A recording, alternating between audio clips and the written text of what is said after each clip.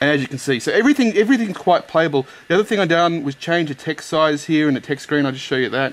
If you right click on your interface, you can actually change the font size. I set it on 18 points, so it makes it a bit easier to read. If we look at the actual option menu under video options, so what I've done, I've set it by 1000 by 600 resolution there. The one underneath that is 800 by 600. There's an issue with 800 by 600 where it cuts off the top of the screen, but 1000 by 600 works perfectly. It's a default resolution in the game. Another default option in the game is window mode and borderless and maximize. Maximize basically means it cuts out the border of the window, so you don't see Windows XP's menu bar and all down there. So you just have those two options checked. 60 Hertz. I've set it on the minimum bit rate. Oh no, I haven't. Oh, there we go. It actually probably increased performance a little bit better, but it's 24-bit colors at the moment. We'll leave it there. It's performing okay. Everything else I've just set to low. I'm not going to expect anything more. To be honest with you, I did not expect the game to perform as good as it's performing right here now. So what we'll do, I was going to just show you. Return to game. I will use my my Hearthstone here. Open up my bag. I will just see what. Oops, I'll put that down there. Got it used. So I've used my Hearthstone. I'm summoning myself back to Sathras City. I'm going to portal over to Ironforge, and we'll have a look at the auction house and see what that interface is like. So that's kind of what I'm expecting to do with the game. If I'm going to use it to do anything in game, is it's going to be more for auction house stuff. So again, I'll get out my bird.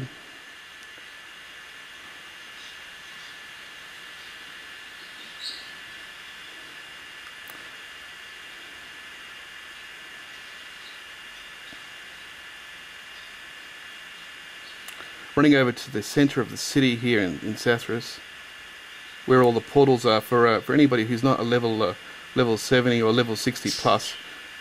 You can portal anywhere in the city from anywhere in the world from the center piece here in the center of the city, which I hope I could find. I'm over the Sayers area, I think they're called. These guys don't like me, so I don't want to land there. It's a little bit difficult to see where you are because I've got everything minimized as far as view distance and all that type of stuff. So that is a little odd. There's the portal area down there. So I'm just going to fly straight down.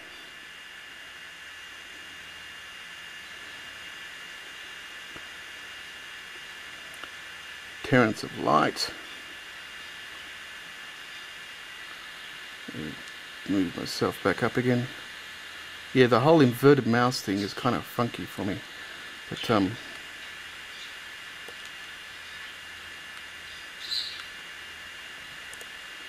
we're going into the Terrence of Light where all the portals are. Yeah, that's a door there, I think.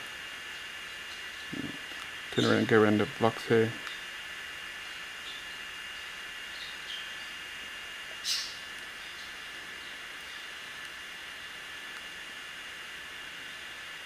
Yeah, it's moving. I don't know whether it's just, it could be interface lag that's causing the issue with the key speed. I'm not too sure, but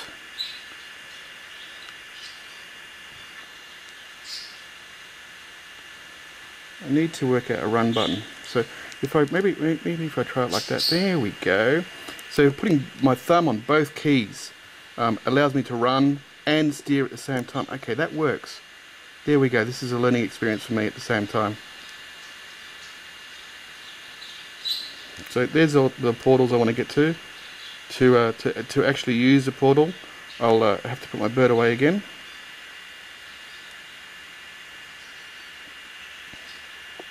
Then I'll use the portal. Go over to Ironforge. Again, loading screen. Load speed is actually quite good. I'm very surprised actually. As you can see, it loaded through all the graphics pretty quickly, and any second now I'm going to be in Ironforge. There we go. Just loaded into Ironforge. Turn around and face the right way.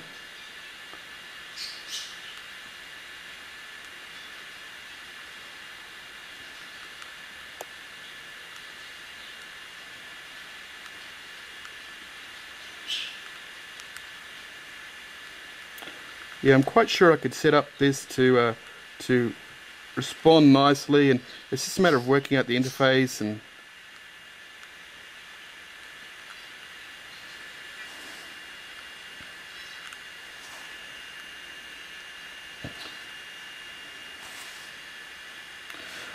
the other thing I did, you may hear the fan going flat out here.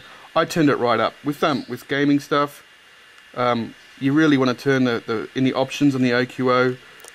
You want to turn up the fan speed all the way, so noise isn't really an issue when you're gaming. So you will need headphones though if you want to do any serious gaming and that and listen to stuff. I found that the volume on it isn't anywhere near good enough for standard use, so a set of headphones, don't go astray.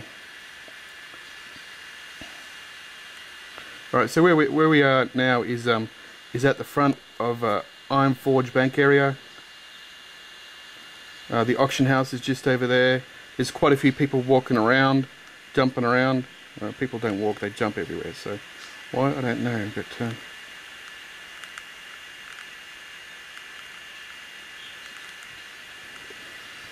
we're going up to the auction house here.